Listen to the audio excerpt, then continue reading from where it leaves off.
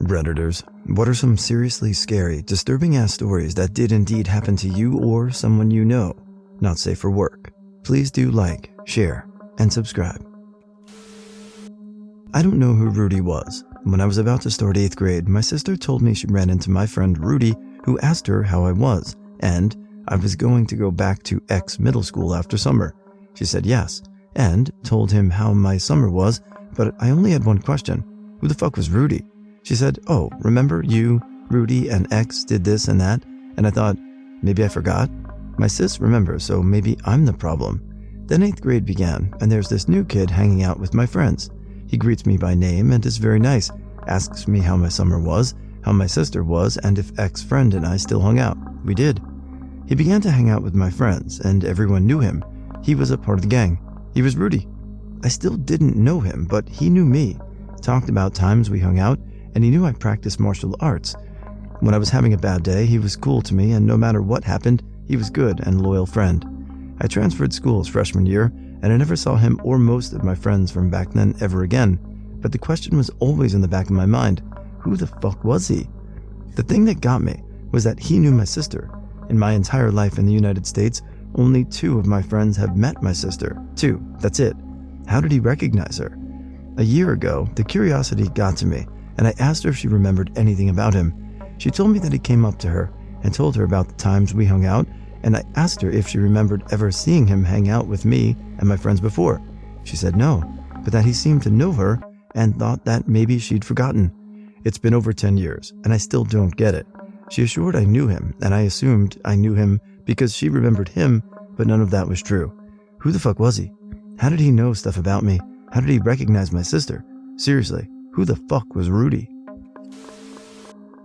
My college roommate's brother was really big into solo traveling and went pretty much everywhere he could in the world. He always posted exactly 1 Instagram picture from each city he went to, and he had almost 200 photos on his IG from all over.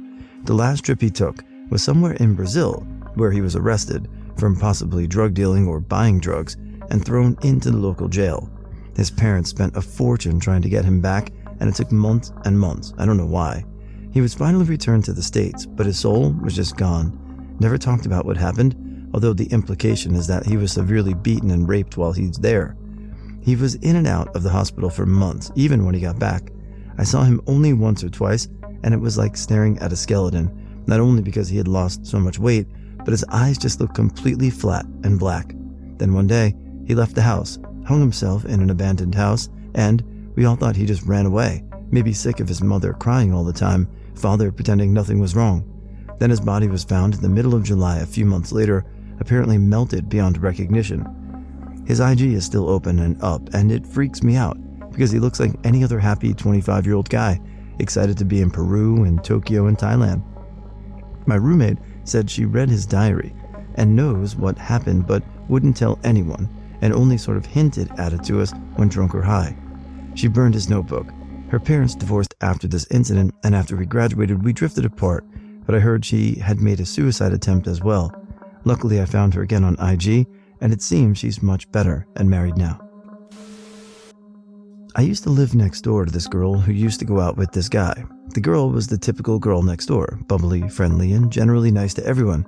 The guy seemed fine, didn't know him well, but any interaction I had with him was affable enough. So, the girl next door had a dog, a yappy, irritating terrier that never stopped barking and would chase you up the street. She loved the dog. As her next door neighbor and friend for 10 years, I can attest that the dog was annoying, but it meant no harm. Basically a yappy, happy idiot. Coming back to the guy, he got into his head that she was spending too much time with the dog and that it was impacting their relationship. Seemingly, he expressed this a couple of times. The girl maintained her relationship with both guy and dog. This apparently did not sit well. Suddenly, the dog took ill and died. It emerged that the guy had used weed killer to poison the dog's food. The dog died. The girl challenged the guy on this, and he admitted to poisoning the dog, citing his concern for their relationship and his reasoning. She broke it off with him, and he spent the next year harassing her and her family. I'd consider this a bullet dodged, but I've oftentimes tried to imagine his thought process to get where he ended up. I like girl, girl likes dog, dog must die. Total psycho. When I was 7 years old, my dad took me to Florida to visit a friend of his from his days in the Army. He was taking us on an all-day fishing trip. As they were moving things from the truck to the boat and preparing to set sail, it was not a sailboat, I'm just not very nautical, I was running up and down the big pier with this guy's little dog. I was supposed to stay within sight of the boat, so my dad could keep an eye on me, but I went wherever the dog did. I eventually wandered off chasing the dog and got a little lost.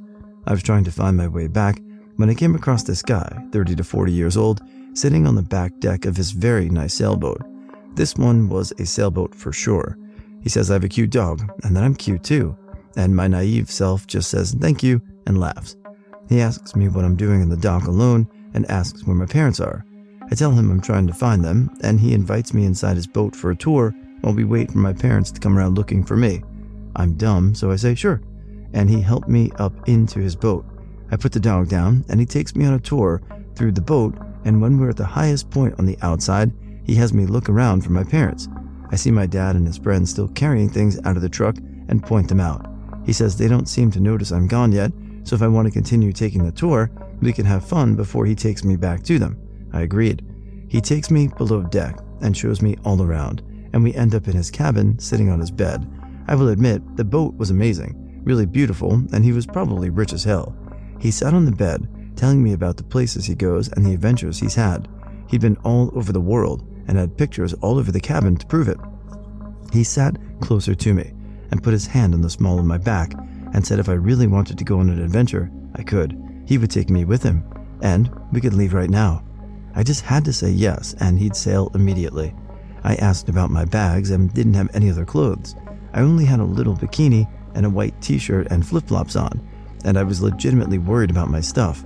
He said everything was ready, and he'd buy me whatever I needed at the first place we stopped. I seriously sat there for a minute thinking about it, and in the end, I told him thank you, but no thank you, because I'd missed my dad.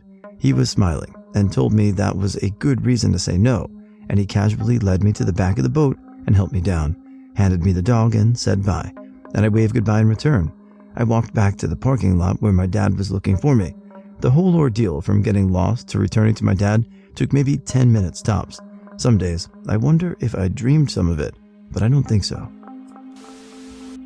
A few years ago, I moved out of my parents' house. Shortly after, my dog's health started to decline. She was 16, as it was, and she started having seizures. One day, my mom calls me and asks me to come over when I get off of work, so I do, not thinking much of it. I get there, and she tells me my dog died the night before, and they buried her in the backyard, and she gave me her dog bed. A few days later, I stop by my parents' house to get my mail, and while I'm outside of the mailbox, my dog comes running up to me.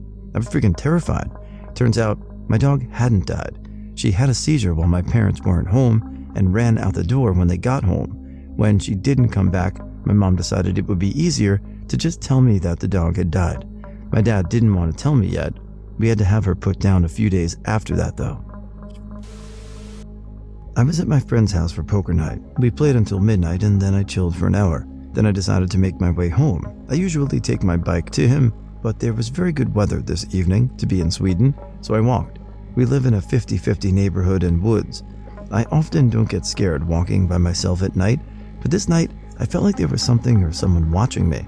I looked over my shoulder for some minutes but didn't see anything until I heard someone's shoes in the gravel behind me. It was dark and only some light from the streetlights.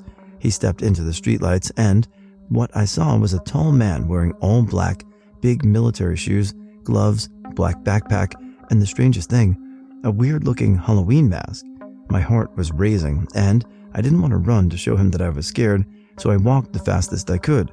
I looked back again and saw him picking up 2 iron bars from his backpack. He started to walk towards me. I ran the fastest I could. I could hear him beating the iron bars together and make that ding sound. I get 100 meters from him and stopped in the dark where he couldn't see me and watched him.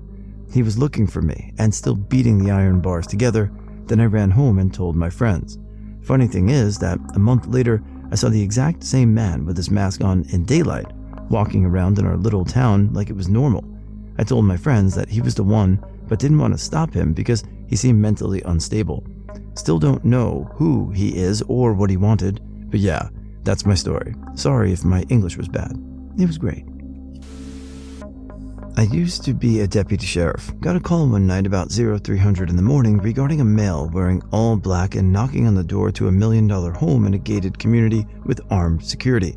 He told the homeowner he was lost and his motorcycle broke down. The homeowner, an older couple in their 60s, did not open the door and offered to call the cops. The male suspect left and then came back about 20 minutes later and tried again, but was told to kick rocks. We pulled him over on the freeway and spoke with him. He was a younger white kid whose residence was in the ghetto of a major city which bordered our county. He was wearing a black suit, but it was sort of ill-fitting and just didn't look right, like maybe mom got it for him a few years prior. His story was he was looking for a housing party he was invited to. He was also on felony probation for robbery. He had a backpack with him that was empty except for a huge hunting knife. We searched his phone and found he had Google Maps open with the homeowner's address in it. He drove a good distance, easily 20 miles, to get to the homeowner's home. He was very polite, but the way he spoke, you could tell it was fake, and that to get the homeowner's home, he would... Oh, what? Really? Come on. I'll read it again.